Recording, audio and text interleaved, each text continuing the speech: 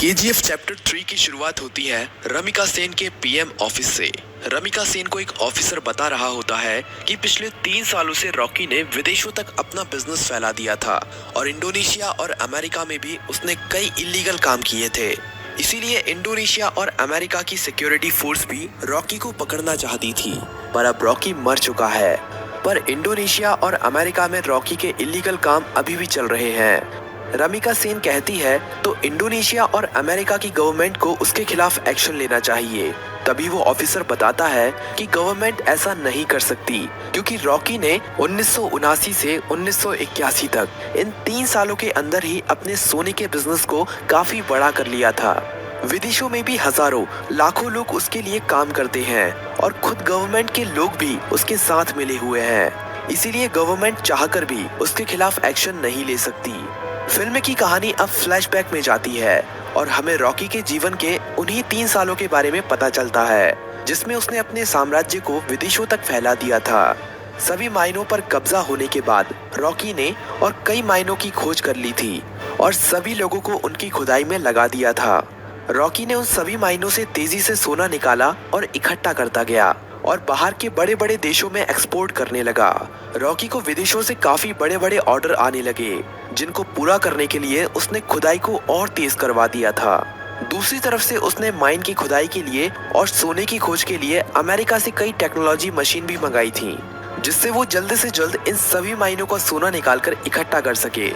Rocky ने अगले 1 साल के अंदर इन माइनों से इतना सोना निकाला था जितना कि पिछले 20 सालों में भी नहीं निकाला था। दूसरी तरफ रॉकी ने अपने इलाके को एक इंडस्ट्रियल एरिया बना लिया था और माइन में काम करने वाले लोगों के लिए उसने अच्छे घर, स्कूल, कॉलेज, अस्पताल सब कुछ बना दिए थे। इसीलिए खुदाई करने वाले लोग उसे काफी पसंद करते थे और उसके लिए अपनी जान देने के लिए भी तैयार थे। धीरे धीरे करके रॉकी का साम्राज्य बड़ा ही होता जा रहा था। विदेशों में सोने का एक्सपोर्ट करते करते रॉकी की जान पहचान भी विदेशों की सरकार से भी हो गई और सरकारों के कई लोग रॉकी के साथ मिल गए। रॉकी कई बार इंडोनेशिया और अमेरिका में भी गया था। वहां पर भी उसने अपने सोने के साम्राज्य को काफी बड़ा कर लिया था।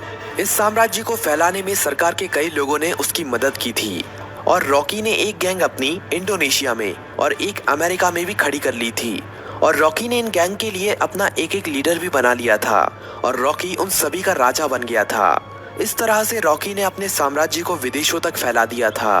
अब कहानी फ्लैशबैक से बाहर आती है और हमें दिखाया जाता है कि जब रमिका सेन ने भारत में रॉकी के साम्राज्य को खत्म कर दिया था और रॉकी अपना सारा सोना लेकर समुद्र के बीच में चला गया था, वहां पर रॉकी ने इंडियन नेवी को खुद मैसेज करके उसे मारने के लिए कहा था। तब इंडियन नेवी ने रॉकी के शिप पर मिसाइल छोड़कर रॉकी को मार दिया था, पर रॉकी वहां पर मरा नहीं था।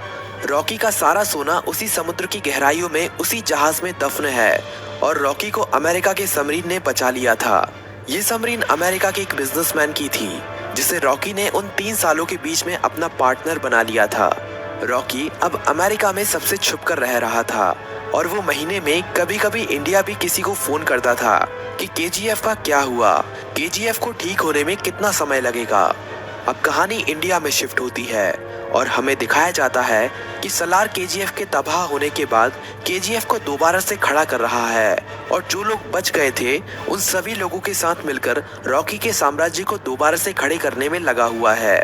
सलार ये सभी रमिका सेन से छुपाकर कर रहा है, पर बहुत जल्द रमिका सेन को भी इसके बारे में पता चलने वाला है। धीरे धीरे करके सलार रॉकी के साम्राज्य को दोबारा से खड़ा कर देता है और दोबारा से माइनों में खुदाई शुरू हो जाती है। अब सलार रॉकी को फोन करता है और कहता है, मालिक, हमने आपका साम्राज्य दोबारा से खड़ा कर दिया है। जिस तरह आपने कहा था, अब आपके लौटने का समय आ चुका है। रॉकी कहता है, सलार, तुम्हारे लिए मेरे पास एक काम और है। तुम्हें उस सोने को समुद्र से निकालना है जो हमने इतने सालों से वहां पर छुपा के रखा है। वो हमारी माइनों से ही निकला हुआ सोना है। इसे हमें किसी भी कीमत पर समुद्र से निकालना है। इस सोने की मदद से ही मैं दोबारा से भारत में अपने साम्राज्य को खड़ा करूंगा। सलार सोने को समुद्र से निकालने के काम में लग जाता है और इंडिया में अब एंट्री होती है रॉकी की। सलार अपने लोगों को कहता है कि मालिक कई सालों के बाद यहाँ पर पधार रहे हैं, उनके स्वागत में कोई भी कमी नहीं रहनी चाहिए। किसी को नहीं पता था कि ये मालिक कौन है। रॉकी अकेला ही अमेरिका से आ रहा होता है। केजीएफ में रॉकी का स्वागत धूमधाम से किया जाता है। सभी लोग रॉकी को देखकर हैरान थे, क्योंकि उन्हें लग रहा था कि रॉकी मर चुका है, लेकिन रॉकी तो अभी जिंदा है। रॉकी अपनी माइनों का काम देखने के बाद सीधा मिलना चाहता था रमिका सेन से। सलार कहता है कि हम भी उसके साथ चलेंगे, पर रॉकी कहता है कि नहीं, मैं अकेला ही मिलने जाऊंगा। रॉकी अकेला ही अपनी रोल्स रॉयल कार में जा रहा होता है। तभी नाके पर पुलिस उसे पकड़ लेती है। पुलिस वाले जानते नहीं हैं कि वो रॉकी है। वो रॉकी के पास लाइसेंस ना होने की वजह से और ओवर स्पीडिंग होने की वजह से थाने ले जाती है। वहाँ पर रॉकी कुछ नहीं बोलता, बस अपने आदमियों को फोन कर देता है। थाने में बड़ा ऑफिसर आता है और रॉकी से चिल्लाकर बात करने लगता है। तभी पूरा पुलिस स्टेशन हिलने लगता है और कई हेलीकॉप्टर और बंदूक लेकर रॉकी के आदमी यहाँ पहुँच जाते हैं। उन आदमियों से एक आदमी रॉकी का लाइसेंस लेकर थाने के अंदर आता है और पुलिस को लाइसेंस दिखाता है। पुलिस वाला लाइसेंस पर रॉकी का नाम पढ़कर हैरान रह जाता है और रॉकी को वहाँ से जाने देता है। रॉकी अब सीधा रमिका सेन से मिलने के लिए जाता है। रॉकी के पहुंचने से पहले वो पुलिस वाला रमिका सेन तक ये खबर पहुंचा देता है कि रॉकी अभी भी जिंदा है। रमिका सेन ये खबर सुनकर हैरान हो जाती है कि अभी तक रॉकी कैसे जिंदा है। रमिका सेन को ये खबर भी मिल जाती है कि रॉकी के यहाँ आने से पहले किसी ने केजीएफ को दोबारा से खड़ा कर दिया है और केजीएफ से अभी भी खुदाई करके सोना निकाला जा रहा है। अब पीएम ऑफिस में एंट्री होती है रॉकी की। सभी लोग रॉकी को देखकर हैरान थे। रॉकी सीधा मिलने जाता है रमिका सेन से। रॉकी रमिका सेन से कहता है कि मैंने कहा था ना, युद्ध हुआ तो जीतूंगा मैं, और जीत मेरी ही हुई है।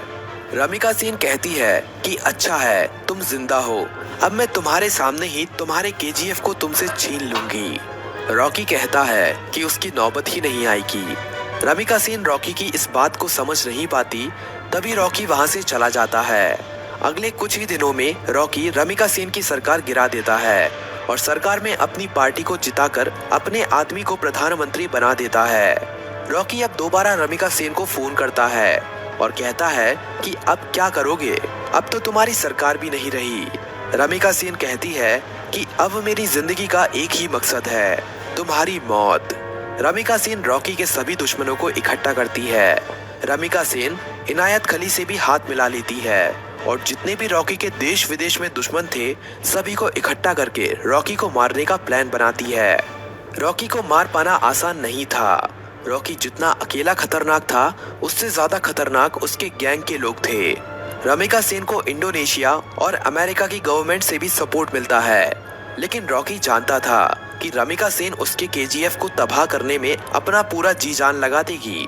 रमिका सेन जानती थी कि रॉकी को उसके केजीएफ में घुसकर मार पाना अब काफी ज्यादा मुश्किल हो गया है, क्योंकि अब रॉकी ने अपने केजीएफ में मिसाइलों को रोकने के लिए अपने केजीएफ के चारों तरफ रडार सिस्टम और काउंटर मिसाइल रख दी हैं। अब अगर कोई भी उसके केजीएफ के अंदर घुसने की कोशिश करेगा तो वो मारा जाएगा। रमिका सेन जानती थी कि रॉकी को मारने के लिए उसको केजीएफ से बाहर निकालना पड़ेगा और अकेले रॉकी के मरते ही उसका सारा साम्राज्य खत्म हो जाएगा।